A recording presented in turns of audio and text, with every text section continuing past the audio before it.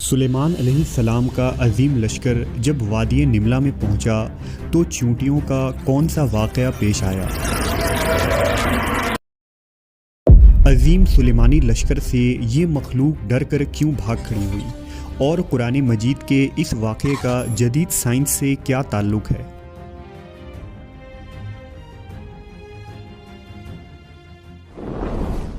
حضرت سلیمان علیہ السلام اللہ کے نیک بندے اور بادشاہ تھے جو داؤد علیہ السلام کے چھوٹے بیٹے تھے۔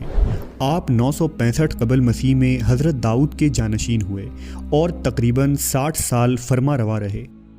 اللہ نے اپنے برگزیدہ پیغمبر سلیمان علیہ السلام کو علم منطق الطیر یعنی پرندوں سے باتیں کرنے کا علم عطا فرمایا تھا، بلکہ آپ پرندوں ہی نہیں، چرندوں، درندوں اور کیڑے مکوڑے تمام مخلوق کی زبان سمجھتے تھے اور ان سے انہی کی زبان میں باتیں کیا کرتے تھے۔ آپ علیہ السلام کی لشکر میں انسان، جنوں، پرندوں اور درندوں کے علاوہ اللہ تعالیٰ کی دیگر مخلوقات بھی بڑی تعداد میں شامل تھی۔ آپ بہت رعب اور دبدبے والے بادشاہ تھے۔ آپ کے لشکر میں یہ مخلوقات الگ الگ گروہ میں منقسم تھی: شیطان کا گروہ، جنوں کا گروہ، انسانوں کا گروہ، حیوانات کا گروہ اور پرندوں کا گروہ۔ یہ سب اپنے اپنے مقام پر نظم و ضبط اور قطار بنائے کھڑے رہا کرتے تھے۔ کسی کی یہ مجال نہ تھی کہ وہ اپنے رتبے یا درجے کے خلاف آگے پیچھے ہونے کا جرم کے مرتکب ہو۔ سب کی جگہ موجود تھی، اور اگر کوئی موجود نہ ہوتا تو آپ کو فوراً خبر ہو جایا کرتی۔ اللہ تبارک و تعالیٰ نے قرآن مجید میں حضرت سلیمان کا ایک بے مثال واقعہ پیش کیا ہے، جس کے مطابق ایک مرتبہ حضرت سلیمان جن و انس اور حیوانات کے عظیم الشان لشکر کو لے کر کہیں تشریف لے جا رہے تھے۔ بعض روایتوں کے مطابق حضرت سلیمان نے دراصل کسی علاقے پر لشکر کشی کی تھی، لیکن اس کی تفصیل نہیں ملتی۔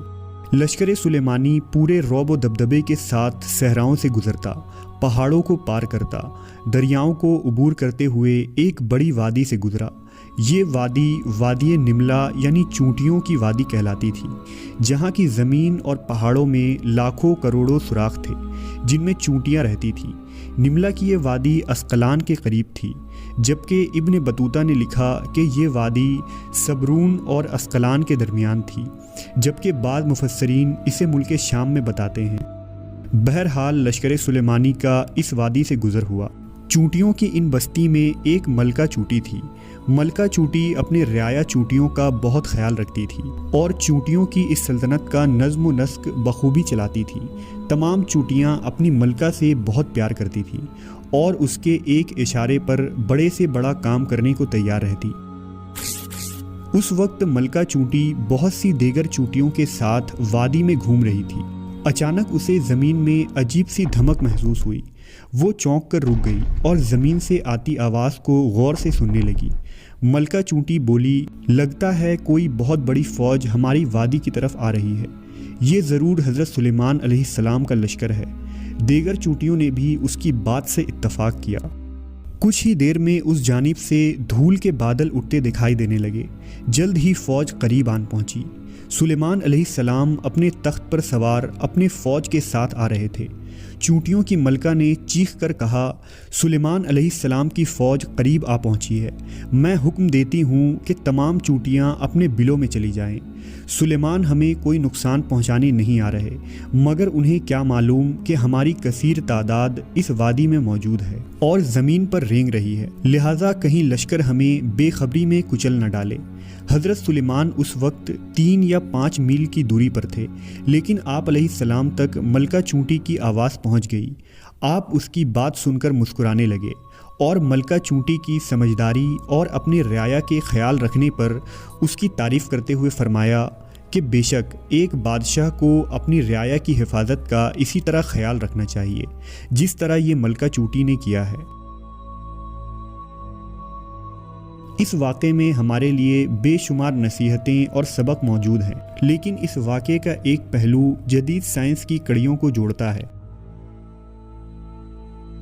دراصل حیوانات، خاص کر حشرات الارض کی دنیا کے بارے میں سائنس ایک لمبے وقت تک کچھ نہیں جانتی تھی، اور آج بھی تمام جدید ترقی کے باوجود ہم مکمل طور پر آگاہ نہیں ہیں، خاص کر چونٹی جیسی چھوٹی مخلوق کے متعلق جن کا اپنا ایک طرز معاشرت ہے اور الگ نظام زندگی ہے۔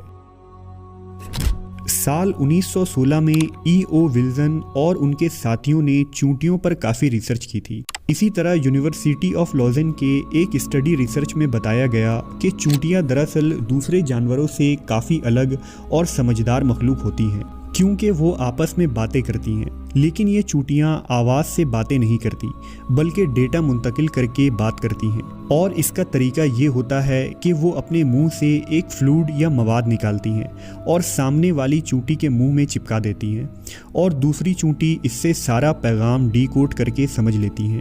اس لیے اکثر چونٹیاں چلتے چلتے رک کر دوسری چونٹی کے منہ سے منہ لگا کر آگے چلی جاتی ہیں۔ یہ دراصل وہ عمل ہوتا ہے جس میں وہ ڈیٹا منتقل ہو رہا ہوتا ہے۔ آج سائنس چونٹیوں کے جس بولی اور ڈیٹا ٹرانسفر پر زوروں سے ریسرچ کر رہی ہے اور حیرت زدہ ہے، وہیں قرآن مجید نے 1400 سال پہلے ہی سلیمان علیہ السلام کے اس واقعے کے ضمن میں یہ واضح کر دیا تھا کہ یہ مخلوق بھی بولتی اور سمجھتی ہیں، لیکن اس زمانے میں ان واقعات کو محض قصے کہانی اور افسانے قرار دیے گئے، جسے آج سائنس ماننے اور اقرار کرنے پر مجبور ہے۔ تاریخ گواہ ہے کہ جنہوں نے قرآن مجید میں غور کیا، ان لوگوں نے درختوں کے نیچے بیٹھ کر نہ صرف زمین کا حجم بتایا بلکہ یہ بھی بتا دیا کہ انسان پرندوں کی طرح کیسے پرواز کر سکتا ہے۔ اگر ہم قرآن مجید میں غور و فکر کریں تو آج بھی ایسی ایجادات کر سکتے ہیں کہ نسل انسانی حیران رہ جائے، جیسا کہ اللہ نے قرآن مجید میں بار بار فرمایا، کیا یہ قرآن میں غور نہیں کرتے؟ کیا یہ عقل نہیں رکھتے؟ اس میں عقل والوں کے لیے بہت سی نشانیاں ہیں۔